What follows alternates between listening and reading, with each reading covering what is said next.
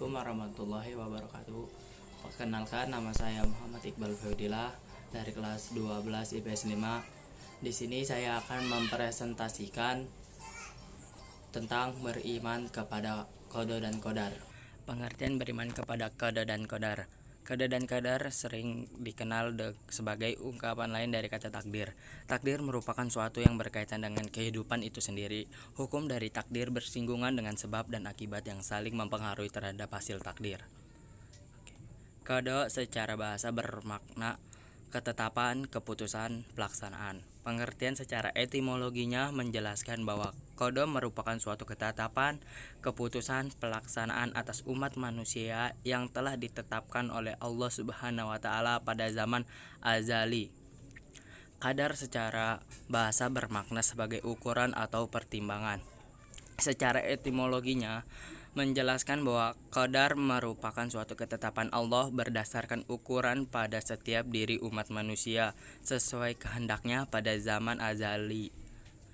Makna secara luas dari qadar yaitu bahwa qadar merupakan gambaran kepastian mengenai hukum Allah. Ada beberapa perbedaan atau arti dari qada dan qadar, di antaranya seperti di bawah ini.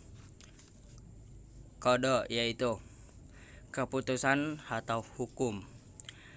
Ada di surat An-Nisa ayat 65. Menjadikan atau mewujudkan. Quran surat Fussilat ayat 12. Kehendak. Quran surat Al-Imran ayat 47. Dan yang terakhir perintah. Quran surat Al-Isra ayat 23.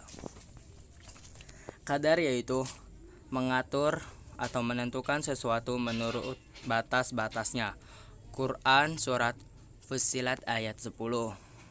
Yang kedua, ukuran. Quran surat Ar-Ra'd ayat 17. Yang ketiga, kemampuan atau kekuasaan. Quran surat Al-Baqarah ayat 236. Yang keempat, ketentuan atau kepastian. Quran surat Al-Mursalat ayat 23. Dan yang terakhir, perwujudan kehendak Allah Subhanahu wa taala terhadap semua makhluknya dalam bentuk-bentuk batasan tertentu. Surat Al-Qamar ayat 49. Ada dalil tentang qada dan qadar. Mempercayai qada dan qadar itu merupakan hati kita. Kita harus yakin dengan sepenuh hati bahwa segala sesuatu yang terjadi pada diri kita, baik yang menyenangkan maupun yang tidak menyenangkan, adalah atas kehendak Allah Subhanahu wa taala. Sebagai orang yang beriman, kita harus rela menerima segala ketentuan Allah atas diri kita. Di dalam sebuah hadis, Allah berfirman yang artinya, siapa yang tidak ridho dengan qadaku dan qadarku dan tidak sabar terhadap bencanaku yang aku timpa atasnya, maka hendaklah mencari Tuhan selain aku. Hadis riwayat Tabrani. Selanjutnya ada hikmah beriman kepada qada dan qadar.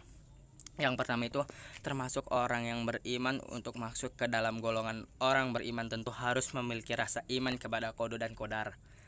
Yang kedua, lebih banyak bersyukur. Mereka yang beriman kepada qada dan qadar adalah orang yang akan lebih banyak bersyukur. Selalu berusaha. Keimanan kepada qada dan qadar membuat seseorang akan selalu berusaha melakukan yang terbaik.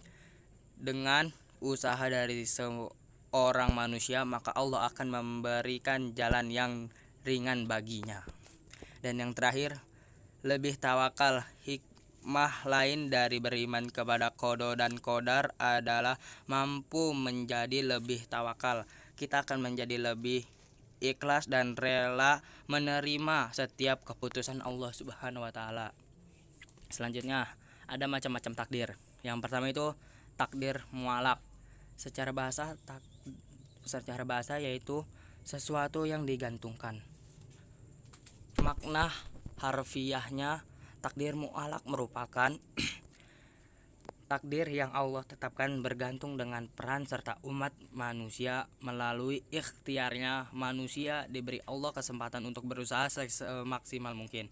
Sedangkan hasil akhirnya akan ditetapkan oleh Allah Subhanahu wa taala. Yang kedua, takdir mubram. Takdir mubram secara bahasa berarti sesuatu yang tidak dapat dihindari atau dielakkan sehingga merupakan sesuatu yang sudah pasti. Secara harfiahnya, takdir mubram merupakan ketentuan mutlak Allah terhadap umat manusia sehingga manusia tidak bisa menghindarinya. Nah, di sini ada contoh-contoh takdir mualak dan takdir mubram. Contoh takdir mualak: bodoh menjadi pintar karena belajar, bekerja keras supaya menjadi kaya raya. Contoh takdir mubram: kematian tidak bisa dihindari, dan yang terakhir jenis kelamin manusia dan terjadinya hari kiamat. Ciri-ciri orang yang beriman kepada qada dan qadar. Yang pertama, bertawakal kepada Allah Subhanahu wa taala. Yang kedua, senantiasa bersikap tawakal. Yang ketiga, mentaati perintah Allah Subhanahu wa taala dan menjauhi larangan-larangannya. Yang keempat, senantiasa bersabar. Yang kelima, rajin dalam berusaha dan tidak mudah menyerah ataupun putus asa. Yang keenam, mengisi kehidupan dengan hal positif buat mencapai kebahagiaan di akhirat kelak. Yang ketujuh, selalu sadar dan menerima kenyataan. Yang terakhir, selalu bersikap optimis dan bukan pesimis. Fungsi beriman kepada qada dan qadar. Di sini ada 4 fungsi. Yang pertama, mendekatkan diri kepada Allah Subhanahu wa taala yang berisi di surat Al-Hadid ayat 22. Yang kedua, mendidik manusia buat senantiasa berusaha atau berikhtiar. Quran surat Ar-Ra'd ayat 11 dan Quran surat An-Najm ayat 39 sampai 42. Yang ketiga, mendidik manusia buat senantiasa bersabar dan tawakal. Quran surat Al-Baqarah ayat 155 sampai 156 dan surat Al-Imran ayat 159. Yang terakhir, mendidik manusia buat tidak bersikap sombong atau takabur. Quran surat Luqman ayat 18. Kurang lebihnya mohon maaf. Wassalamualaikum warahmatullahi wabarakatuh.